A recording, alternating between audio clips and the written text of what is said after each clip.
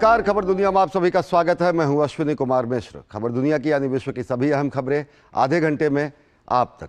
सबसे पहले नजर डालते हैं वैश्विक सुर्खियों पर। नाइजर के बाद एक और अफ्रीकी देश गैबोन में हुआ तख्ता पलट।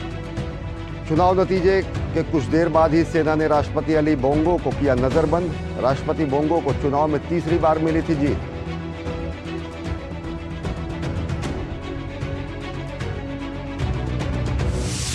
पांच साल बाद ब्रिटेन के किसी विदेश मंत्री का चीन दौरा। दोनों देशों के बीच आपसी रिश्तों को सामान्य करने पर हुई चर्चा। ब्रिटिश संसद के आधिकारिक दस्तावेज में ताइवान को माना गया स्वतंत्र देश। चीन ने जताया विरोध।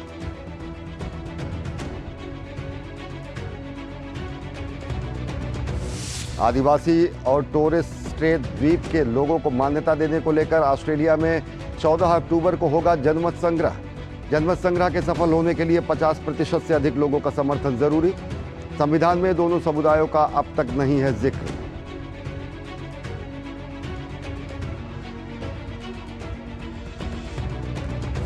रूस के कई शहरों पर एक साथ हुआ ड्रोन हमला। स्को हवाई अड्डे पर 4 परिवहन विमान को पहुंची क्षति। ड्रोन हमले के बाद रूसी सेना का कीव पर जबरदस्त पलटवार। मिसाइल हमले में 2 लोगों की मौत।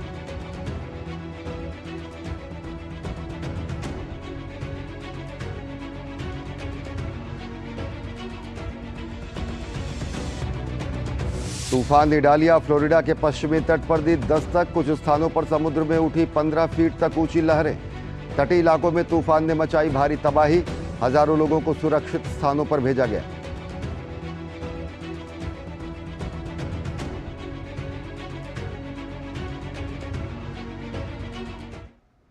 और सबसे पहले खबरें अफ्रीकी महाद्वीप से।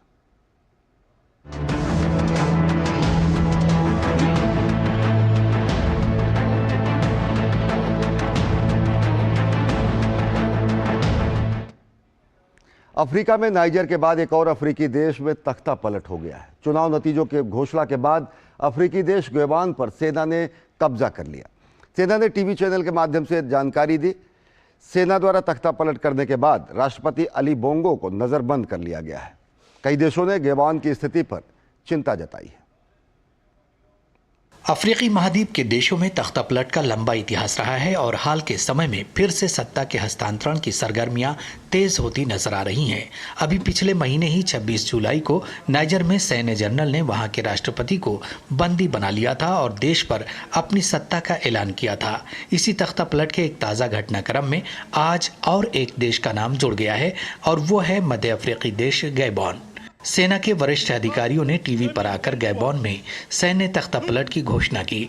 गैबोन में राष्ट्रपति अली बोंगो ओंडिम्बा के तीसरे बार चुने जाने के विरोध में सेना ने सत्ता पलट दी और कहा कि चुनाव विश्वसनीय तरीके से नहीं हुआ है। इसके अलावा सेना ने सत्ता अपने हाथों में लेते हुए कहा कि हमने देश में शांति के लिए मौजूदा सरकार को हटा दिया है और ये फैसला गैबोन की सभी डिफेंस और मिलिट्री फोर्स की सहमति से लिया गया है। 30 août 2023 हम सभी प्रकार के सैन्य बलों ने गैबोन के लोगों और संस्थानों की सुरक्षा की गारंटी के तहत संस्थानों के संक्रमण और शांति की रक्षा करने का निर्णय लिया है। हमने 26 अगस्त 2023 के आम चुनावों के परिणामों को रद्द कर दिया है और सरकार की सभी शक्तियां समाप्त कर दी हैं। अगली सूचना तक हमारी सीमाएं बंद हैं और गणतंत्र की सभी संस्थाएं भंग कर दी गई हैं। गैबोन में हुए तख्ता पलट के समर्थन में कई लोग सड़कों पर उतरते हुए दिखाई दिए।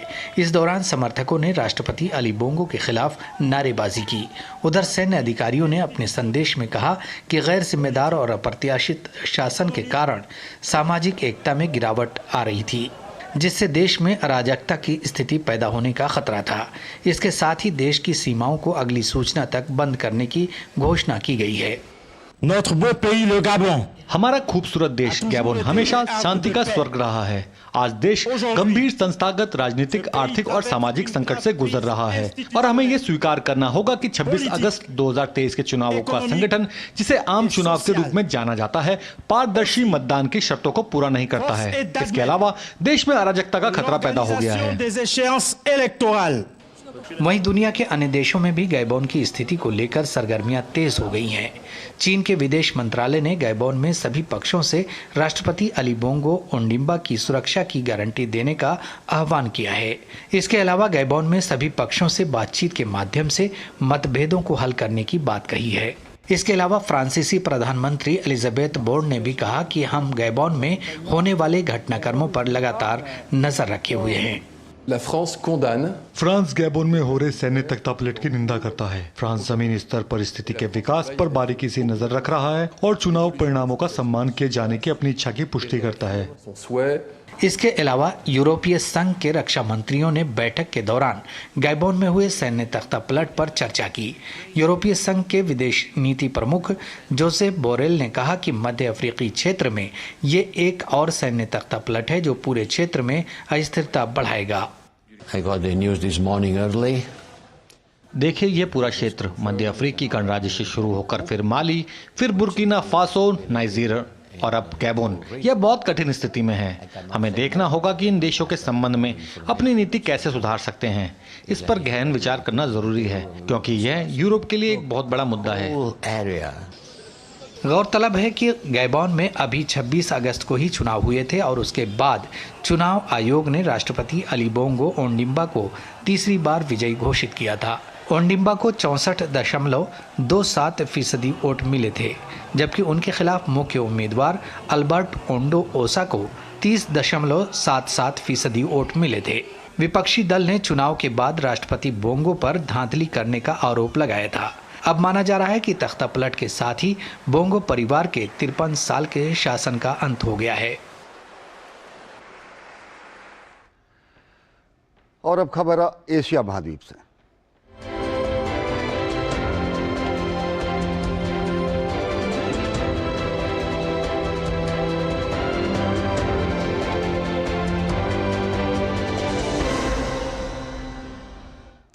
एक लंबे अंतराल के बाद ब्रिटेन के विदेश मंत्री ने चीन का दौरा किया है। ब्रिटेन के विदेश मंत्री जेम्स क्लेवरली इन दिनों चीन की यात्रा पर हैं।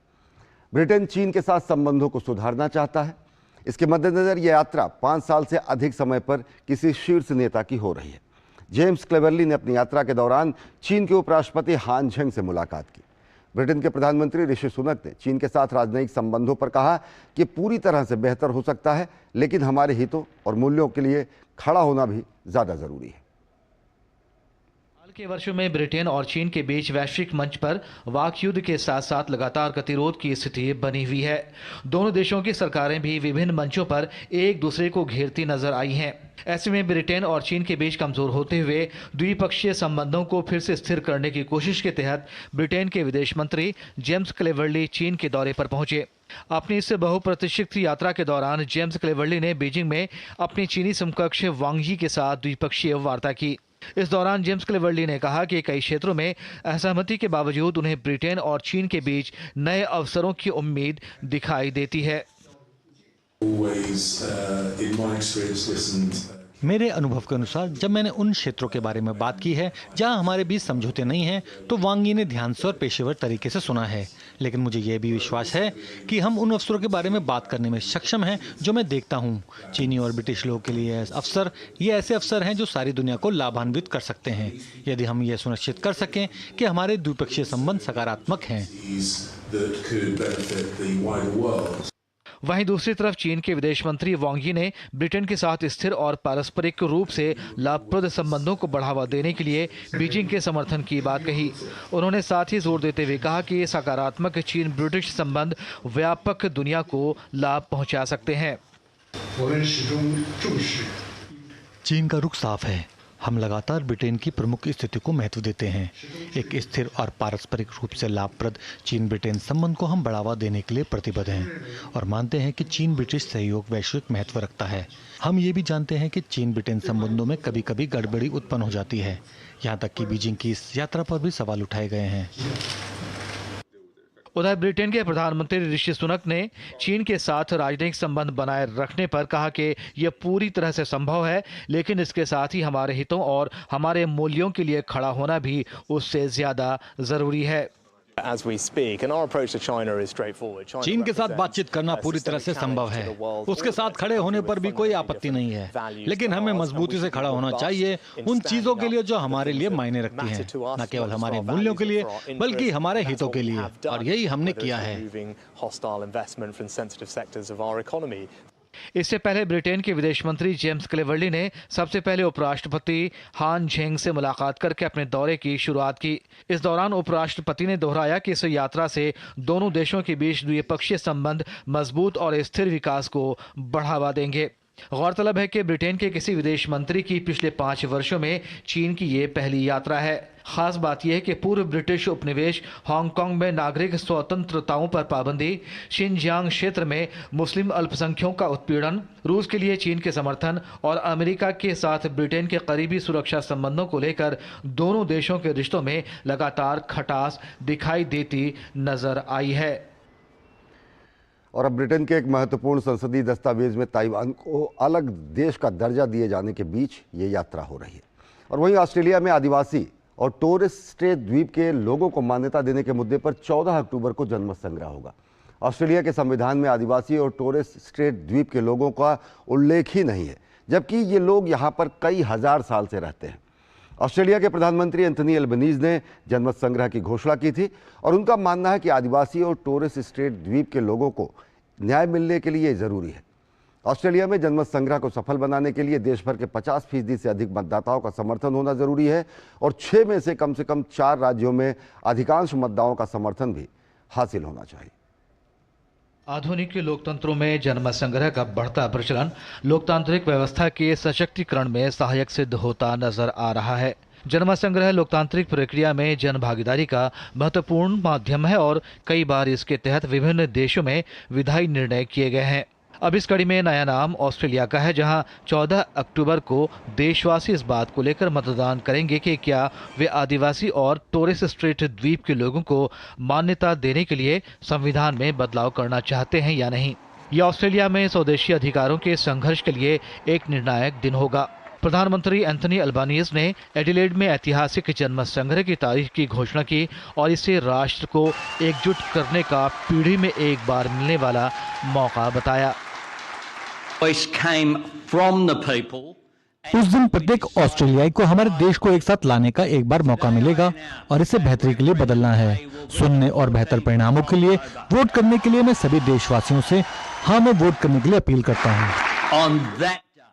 प्रधानमंत्री एंथनी अल्बानीज ने इस मौके पर कहा कि 14 अक्टूबर हमारा समय है, ये हमारा मौका है। उन्होंने कहा ये हमारी सर्वश्रेष्ठ ऑस्ट्रेलियाई विशेषता को सामने लाने का क्षण है। आदिवासी और टोरेस स्ट्रेट आइलैंडर लोगों के लिए एक मैराथन रही है और हम सभी के लिए ये अब लक्ष्य तक पहुंचने वाला दिन है।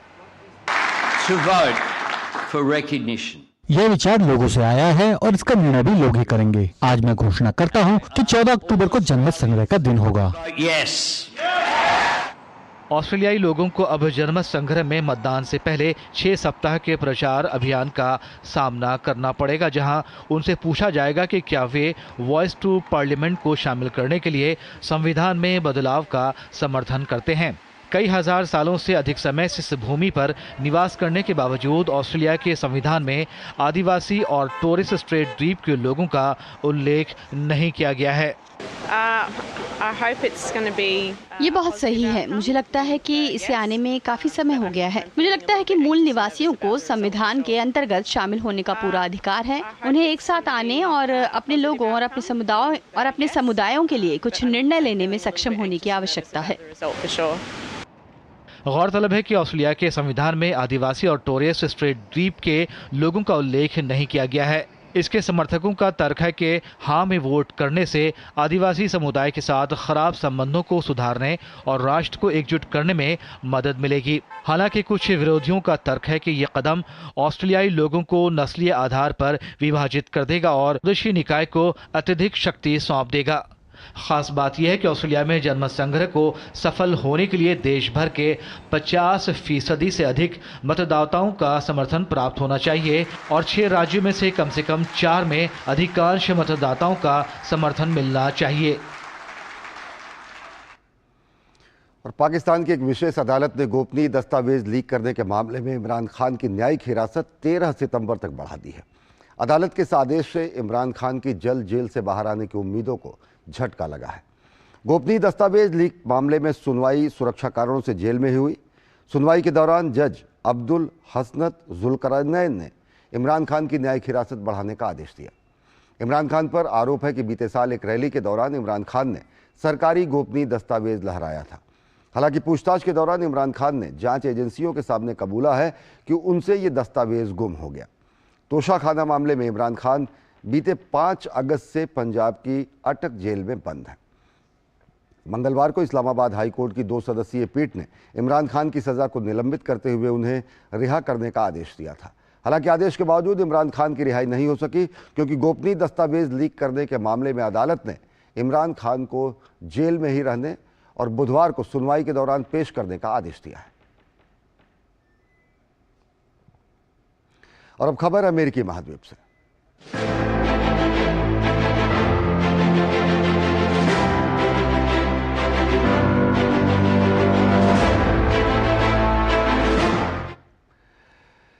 अमेरिका लगातार भीषण तूफानों की मार झेल रहा है। इयान तूफान से अमेरिका ठीक से संभल नहीं पाया था कि उसे अब एक और तूफान इडालिया का सामना करना पड़ रहा है।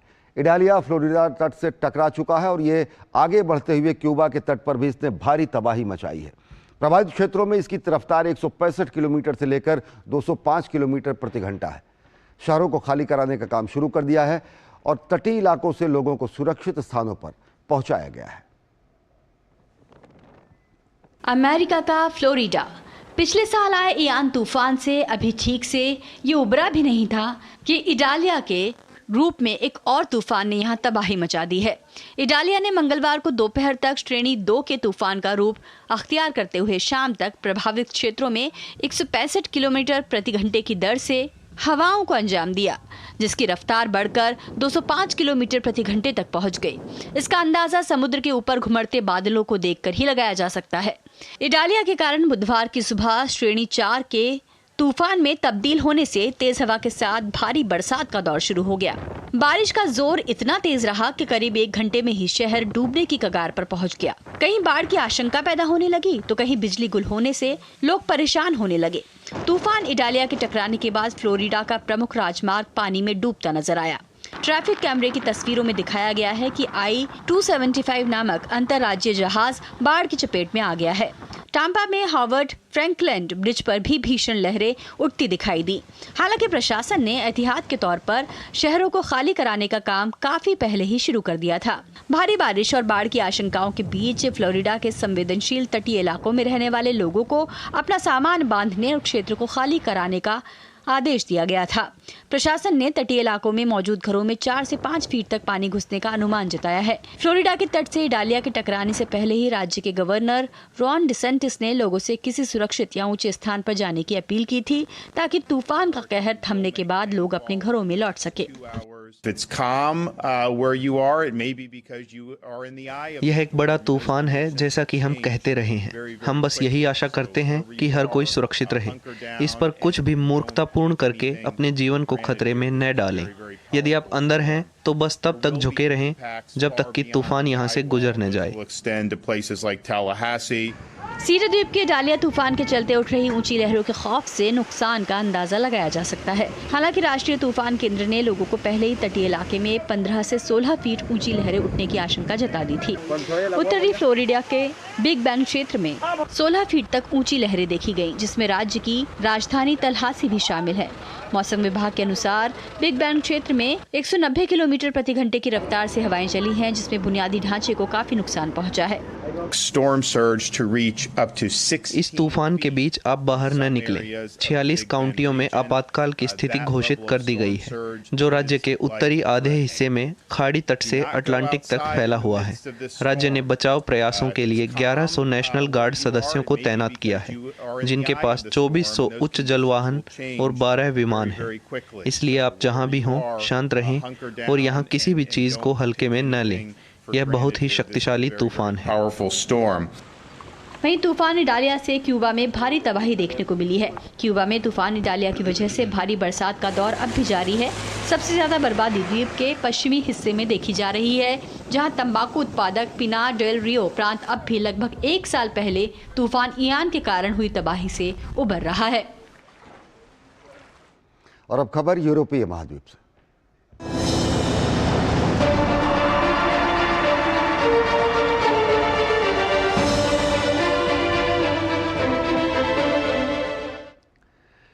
मॉस्को के नजदीक स्को के एयरपोर्ट सहित कई अन्य शहरों पर ड्रोन हमले के बाद रूसी सेना ने कीव पर जबरदस्त मिसाइल हमला किया और इसमें कम से कम 2 लोगों की मौत हो गई। इससे पहले रूसी शहरों पर ड्रोन हमले की जानकारी साझा करते हुए रूसी मीडिया ने कहा कि 4 सैन्य परिवहन विमानों को नुकसान पहुंचाने की पुष्टि हुई है, जबकि रूसी सेना द्वारा कई ड्रोन को मार गिराने का भी दावा किया गया है। रूस के विदेश मंत्रालय ने ड्रोन हमले के लिए पश्चिमी देशों को जिम्मेदार ठहराते हुए कहा कि बिना उपग्रह के सहयोग से इतना बड़ा ड्रोन हमला नहीं हो सकता। बीते कुछ दिनों से मॉस्को पर हो रहे ड्रोन हमलों पर रूसी सेना ने जबरदस्त पलटवार कर करारा जवाब दिया। बुधवार तड़के नारंगी गोले के रूप में कई रिहायशी इलाकों पर निशाना साधा, जिससे कई भवनों को नुकसान पहुंचा। हमला इतना ज़बरदस्त था कि इमारतों पर बरसने वाले गोले से कई बार तो ये धुएं के बड़े बादलों में तब्दील हो गए। हालांकि यूक्रेन ने फिर भी कई हमलों को नाकाम करने का दावा किया। इतना ही नहीं, रूसी सेना ने कीव समेत यूक्रेन के कई शहरों पर मिसाइलों और ड्रोन से एक साथ हमला किया, जिसमें कम से कम 2 लोगों की मौत हो गई, जबकि कई लोगों के घायल होने की खबर है। कीव पर हमले में Tu-55 बम वर्षक विमानों का उपयोग किया गया था। रूस के रक्षा मंत्रालय ने काला सागर में 4 यूक्रेनियन जहाज पर सवार करीब 50 सैनिकों को मारने का दावा किया है। यूक्रेन ने रूसी हमले में कई रिहायशी भवनों को भारी नुकसान होने की पुष्टि की। अधिकारियों के मुताबिक शुरुआत में कई ड्रोन अलग अलग दिशाओं से कीव की ओर जा रहे थे, जिसके बाद रूस ने मिसाइलें लॉन्च की। वहीं रूस ने यूक्रेन पर अभी तक का सबसे बड़ा ड्रोन हमला करने का आरोप लगाया। इस्टोनिया और लातविया की सीमा पर स्थित एक हवाई अड्डे पर ड्रोन से हमले के बाद वहां आग लग गई, जिसमें कई विमानों को नुकसान पहुंचा। हालांकि रूसी रक्षा मंत्रालय ने ओरियोल, ब्रांस्क, रियाजान, कलुगा और राजधानी मॉस्को में आसपास के क्षेत्र में कई और ड्रोन मार गिराने का दावा किया। ड्रोन हमले की वजह से मॉस्को और इसके आसपास स्थित हवाई अड्डे से बुधवार को सभी उड़ानें रद्द कर दी गईं, जिससे कि नुकसान का आकलन किया जा सके। मीडिया एजेंसी तास ने ड्रोन हमले में 4 IL-76 परिवहन विमान के क्षतिग्रस्त होने की पुष्टि की। ड्रोन हमले पर रूसी विदेश मंत्रालय ने कड़ी प्रतिक्रिया देते हुए यूक्रेन को अंजाम भुगतने की चेतावनी दी है। रूस ने पश्चिमी देशों पर इन हमलों के पीछे हाथ होने की बात कही। Вы знаете, киевский режим с помощью беспилотников. स्कोफ में एक नागरिक सैन्य एयरबेस पर हमला किया गया, जहां कुछ परिवहन विमान को नुकसान पहुंचा है। इसके अलावा और कई शहरों पर ड्रोन हमले हुए, जो यूक्रेन के आतंकी कृत्य को दर्शाता है। ये स्पष्ट है कि यूक्रेनी ड्रोन पश्चिमी देशों के उपग्रह की जानकारी के बिना इन दूरियों तक उड़ने में सक्षम नहीं है। दरअसल रूस स्थित स्कोव हवाई अड्डा यूक्रेन की सीमा से करीब 800 किलोमीटर दूर स्थित है, जिसके आसपास का क्षेत्र यूरोपीय संघ के सदस्य देशों लातविया और एस्टोनिया की सीमाओं से घिरा है। इसलिए ड्रोन हमले को लेकर रूस और पश्चिमी देशों के बीच एक बार फिर तनाव चरम पर पहुंचने की आशंका जताई जा रही है। इस बीच पोलैंड ने अपने देश की सीमा से सटे इलाकों में रूस और बेलारूस के सैनिकों द्वारा शुक्रवार से शुरू होने वाले युद्धाभ्यास की निंदा की है। पोलैंड ने दोनों देशों पर यूक्रेन युद्ध के दौरान अपनी सीमा के करीब इस तरह के सैन्य अभियान से अपने नागरिकों पर मनोवैज्ञानिक दबाव बनाने का आरोप लगाया। हालांकि उन्होंने सीमा पर बाढ़ लगे होने की वजह से युद्धाभ्यास का कोई असर नहीं पड़ने की बात भी कही। और भाई आपको दिखाते हैं विश्व संस्कृति की एक झलक।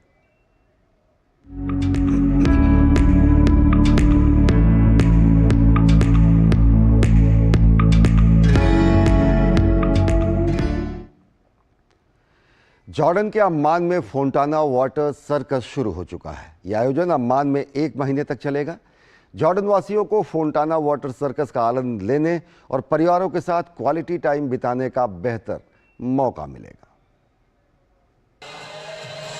जॉर्डन की राजधानी अम्मान में फोंटाना वाटर सर्कस ने प्रदर्शन शुरू कर दिया है, जिससे जॉर्डन वासियों को वाटर सर्कस का आनंद लेने और अपने परिवारों के साथ गुणवत्तापूर्ण समय बिताने का मौका मिल रहा है।